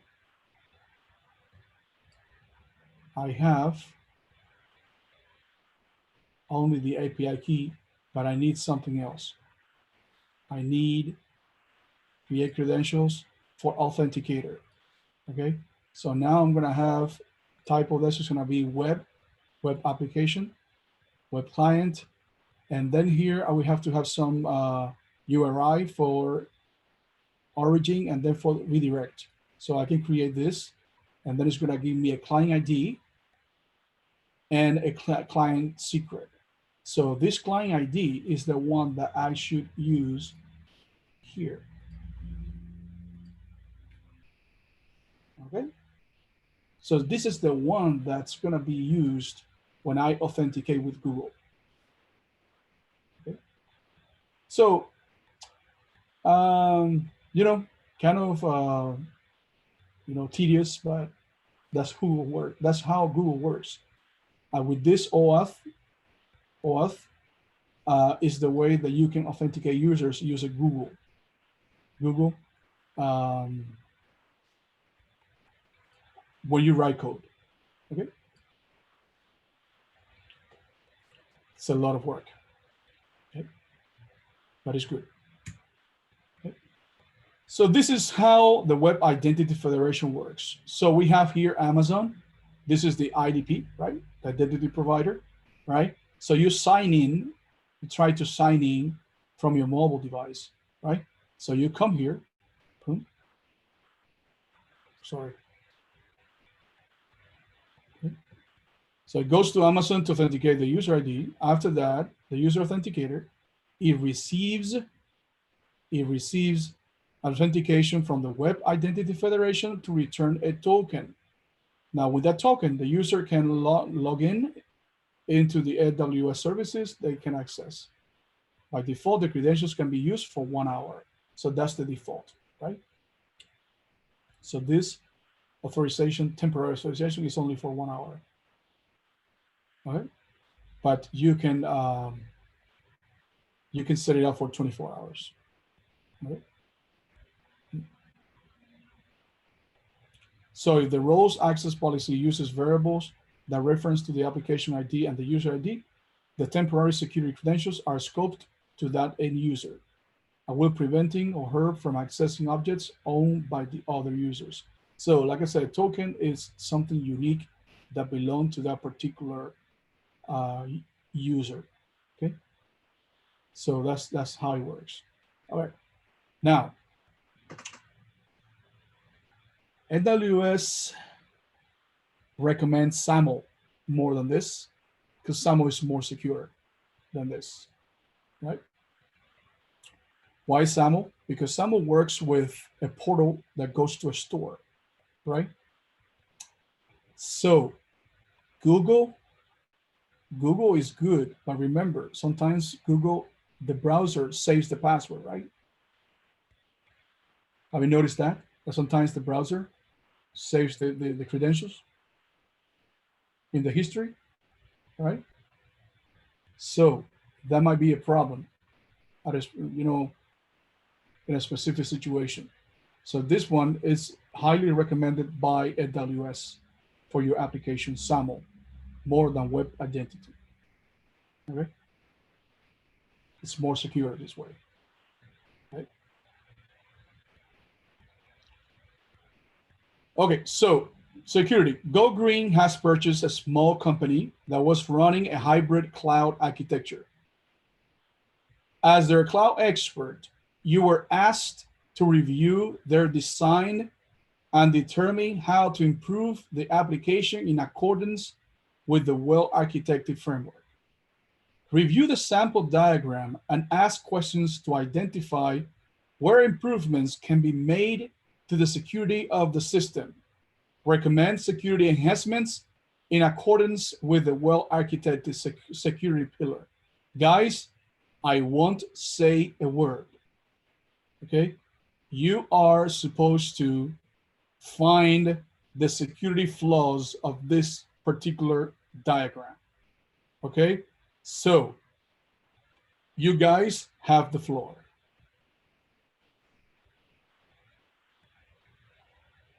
What's missing here?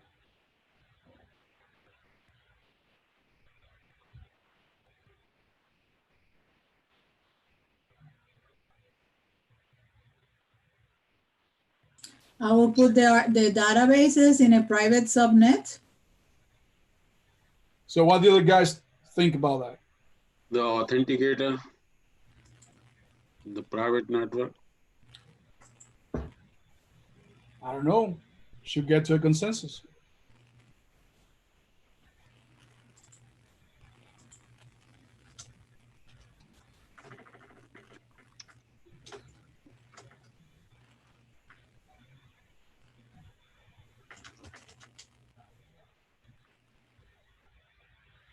I'm waiting for you guys. This is only has internet gateway has only one way. It should have two connections here. In case if this one fail, the another can be used. Which one? Internet gateway? Between internet gateway and the customer network.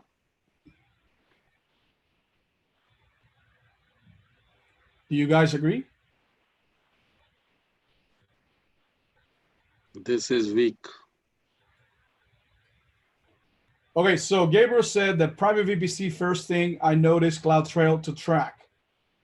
Do you think that's the solution? Definitely put CloudTrail. Yes, I agree with him. CloudTrail, right? Yeah. Okay. What else? This public, like I was saying, this public database with the web tier all in a public subnet, that's I wouldn't do that. Okay. What would you do? I will put them in a private private subnet and have a public subnet in front of it that has some security measures in between them. What would you put in the public subnet?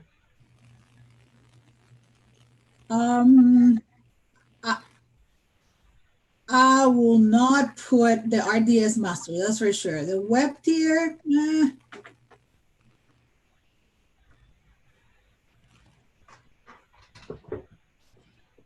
Okay, guys, let's see the answer. So, oh, this is an empty public subnet. okay, there you go. So, this is arguable. Okay, this is arguable. Yes, definitely. That's depends on how important your information is. Okay, so usually web tiers are in the public subnet because they're web, right? But this might be, there might be something important here, right? It depends on. Wouldn't you want, oh, sorry, I apologize. Wouldn't you want to divide your web tier into two, one that it's public in the public subnet and another one that is in the private? So you have some sort of like a password protected web, right? Yeah, in that case, in that particular subnet, you will put like a host bastion or NAT instance. Okay. NAT gateway. Because you don't want, there has to be a policy subnet if you want these guys to access the internet one way or another. There has to be a policy subnet. There has to be like something that, the outside world can be accessed from these guys. So it's going to be a NAT instance or a NAT gateway. Okay, preferably a NAT gateway because it's more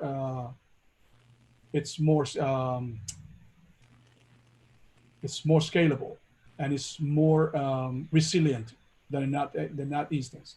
The NAT instance is just an SC2 that if it goes down, everything is gone down. You lost your connection, right? So same in the two availability zones. Here we have standby. That's another, this is very important, and it's going to be in a private subnet, right? And it's going to be there waiting until this goes down, as something happens with this, or simply this one is going on the undergoing maintenance, and you can use this one in the meantime, right? So CloudTrail was added, like you guys said, right? CloudTrail was added, and these guys were separated in a private subnet, and the public subnet was left empty. Okay, so that was a simple question. Right? Now, additional resources, AWS security resources. Let me ask you something, guys. Are these links clickable on No, Nearpod? not at all. No. No, we haven't been able to get like smart links in Nearpod. All right, let me put it here one by one. All right, 1 minute.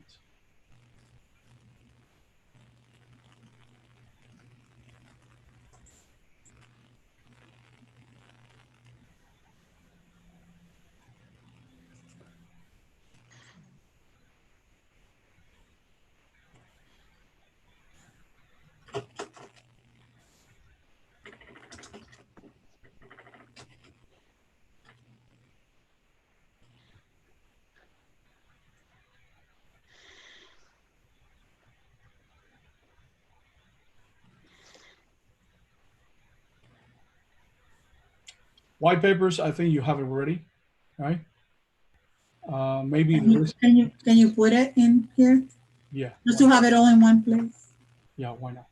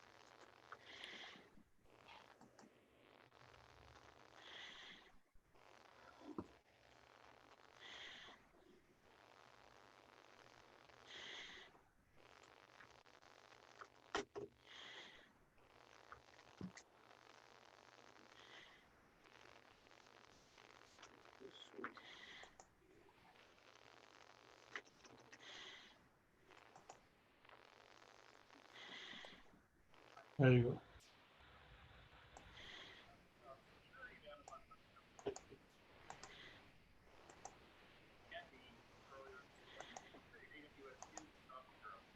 We have all those links here. Every time that the Zoom meeting it's over, I get a text with all the chat. Okay, so what I'm gonna do is grab that text and paste it in on Slack. Okay, so that you can have access to everything that was written in the chat. All right, unless there are some private messages that I would check that. If there are private messages, I would edit the file. All right. Okay, so we continue. Security pillar questions. How are you encrypting and protecting your data at rest? Okay, so for that, we can use service-specific controls such as Amazon S3SFE, right? Can someone tell me what this is? S3SSE? It's secured by Amazon. Okay, SSE is server-side encryption, right? Yes, encrypted. Can you rotate the keys? Yeah, if you authorize, yes. How do you encrypt the key? Do you guys encrypt the key with SSE?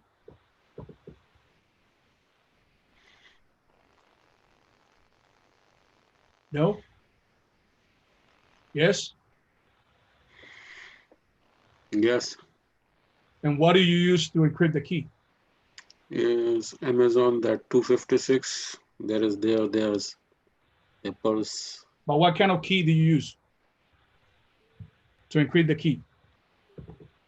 Master key, maybe? The master key.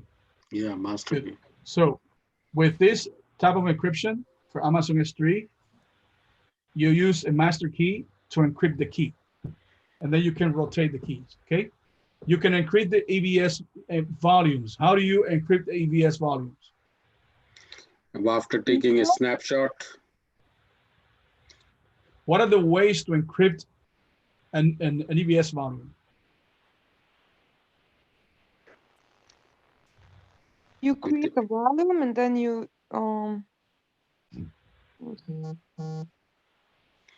you take the snapshot and encrypt it.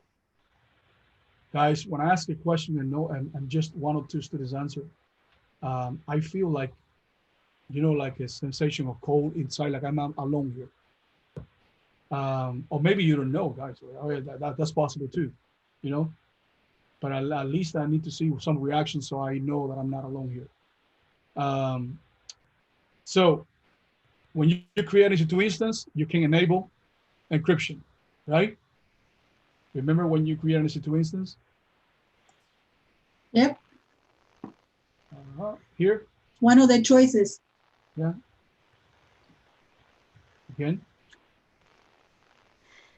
So you launch an instance right here. I believe that by now you should create an instance with your eyes closed. You have created so many instances. So here, right here, you see, encryption, right? Or you can, once the EC2 instance is created, right, you launch it, right? You launch it, right? Now, once it's launched, you can come here where it says volumes, right? And then here the volumes, I can create a snapshot, right? And as you can see here, I create a snapshot while the volume is being created, right? So I can call it, right, my snapshot. Create a snapshot. Okay, close it. I can come here where it says snapshots. And then from the snapshot, which is being created, I can create a volume, right? I cannot copy yet because it's not created, but I can create a volume. And here, what it says, encrypt this volume, I can create this volume and use the KMS default one, right? It's right here. It's using KMS pre-encryption. And then I can create a volume that is encrypted, right? So now here I can copy, right? And the copy of the snapshot is going to be encrypted if I select that. So I can copy this, right? And then I have a copy of this snapshot that is already encrypted, right? It's encrypted here.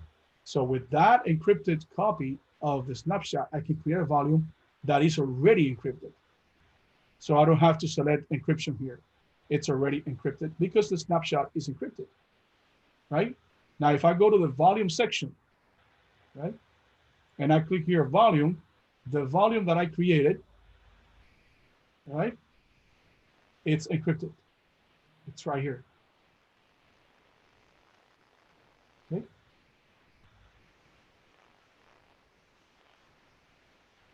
Now this one, I can create a snapshot and encrypt it.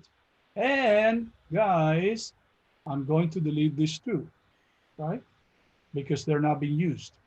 So if they're not being used, it means that I can be charged, right?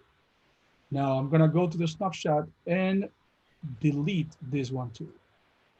Okay, as you can see, once I delete the volume, the snapshot will be, it's still pending. Still pending. It's been created. It's taking a long time to create that. So I can delete that volume. Okay, and there's the snapshot. I can delete it too. Right? So it's gone. And now, in order for me to delete this volume here, I have to delete the instance because this volume has a dependency. So if you see, I cannot delete it. I can detach it, but I cannot detach it either because it's already attached to an EC2 instance, right?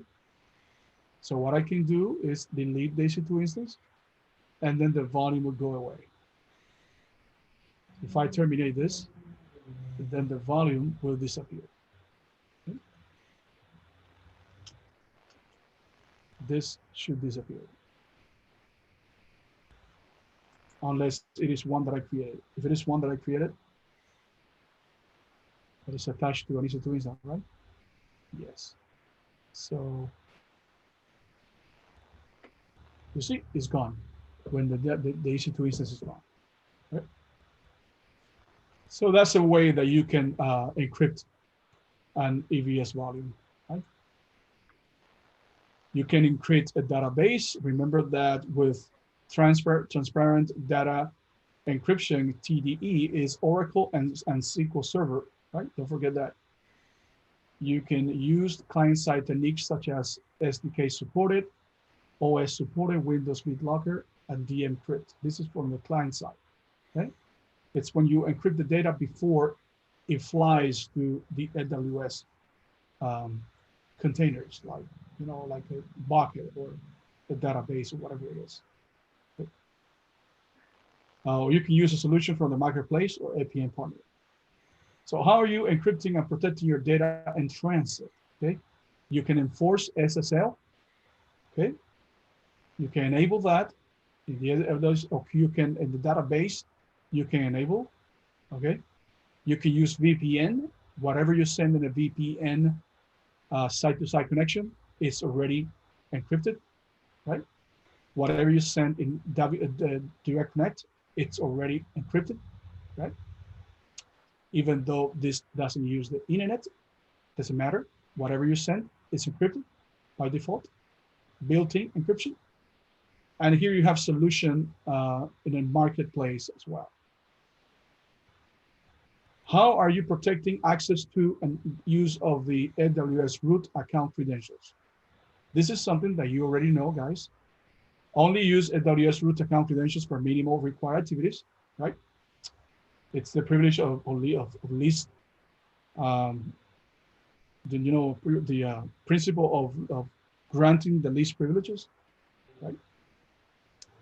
Associate an MFA hardware device with AWS root account, using enforcing MFA, right? Use an AWS marketplace solution. That's something that you can use too. As you can see, all of them, they have a marketplace solution that you can look for. That something is already created for you in the marketplace. You buy it and that's it, right? How are you defining roles and responsibilities of systems user to control human access to the AWS Management Console and API? You create IAM users and groups. You can create a SAML application. You can create web identity federations. You can use the security token service. You can use IAM roles for cross-account access. You can find a marketplace solution. Now you define and enforce employee life cycle policies. Clearly define users, groups, and roles, right? Grants only the minimum privileges needed to accomplish business requirements. Okay, guys, none of this is unfamiliar to you. You already know all this, right? Because we have covered all this in class. Okay, so how are you limiting automated access to AWS resources? For example, applications, scripts, and third-party tools and services. The anti-pattern is hard-coded the credential into scripts and source. This is the worst you can do. Never hard code your credentials into a script, right? Don't do that. You can use an Amazon role, which is more effective and more secure than giving credentials to you know, a service or an entity, a person or a group. You know, you create a role, right? And that's more secure. You also can create a user, the IAM, right? You can create SAML. You know, this is a lot of you know, a lot of headaches that you can, you know, take off you, right? When you have these guys, you can use SDAs as well. You can have a specific controls of the operating system for EC2 instances, and you can have a marketplace solution as well, right? These are the best practices in AWS. Never hard code the credentials into a script. Never put the credentials saved in a database. Never put the credentials saved in an EC2 instance, in a server. You know, never give your credentials to anyone. Save the credentials in a safe place. You know, the favorite place is secrets manager, right?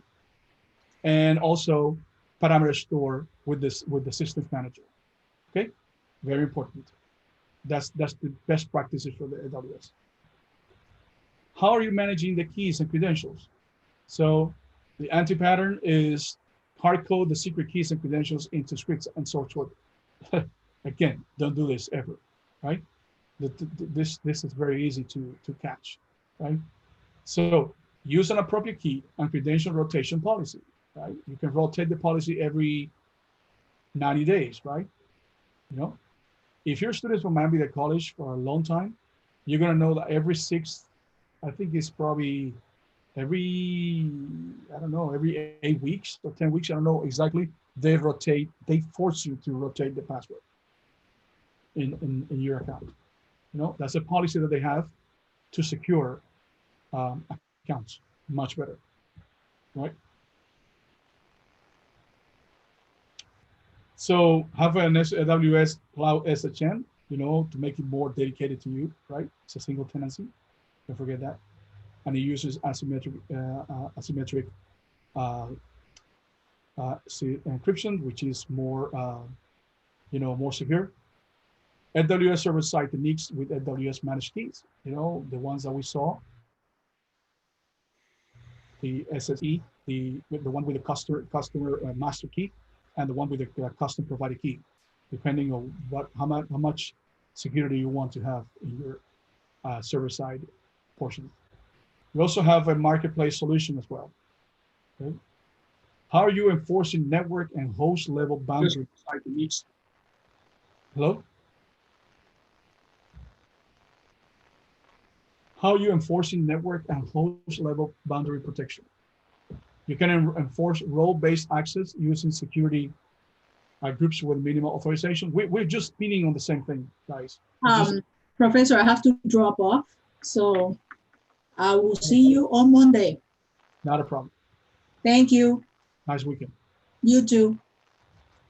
So we can enforce role-based access using security control groups. You know, it's instead of using you know, credentials, we just create a role. Okay, we can run the system in one or more VPCs.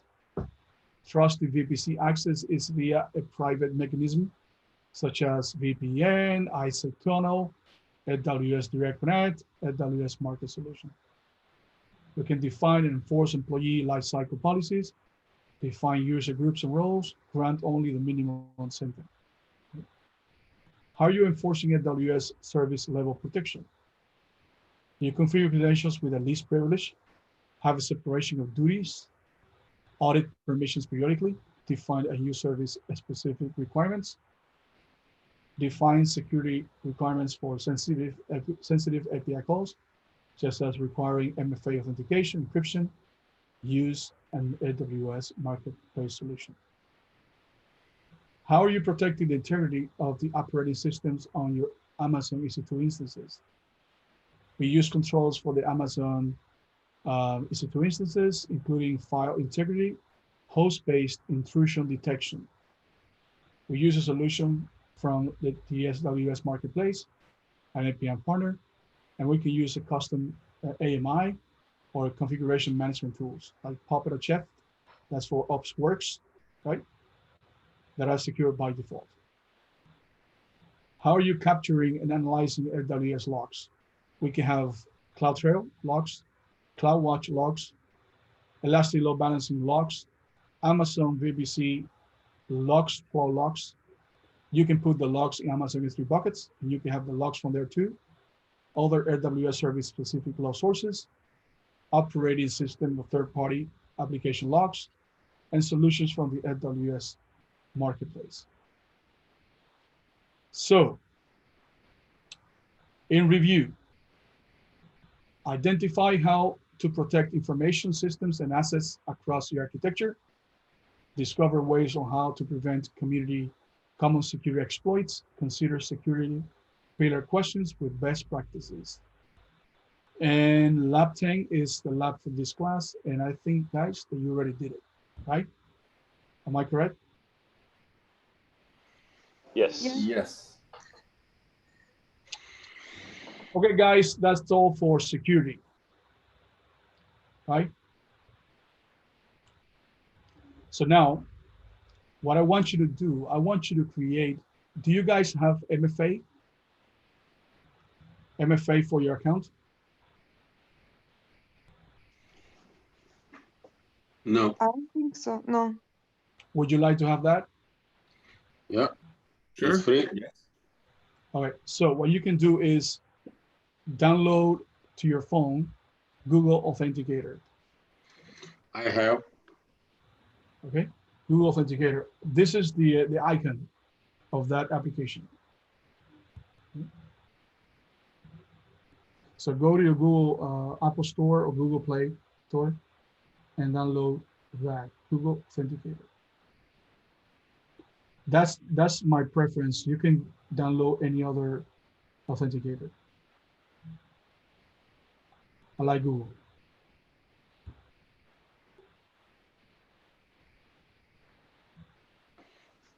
Okay.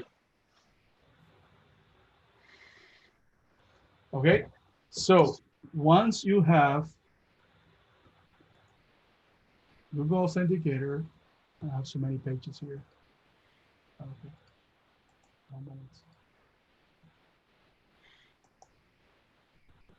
Okay, 1 moment.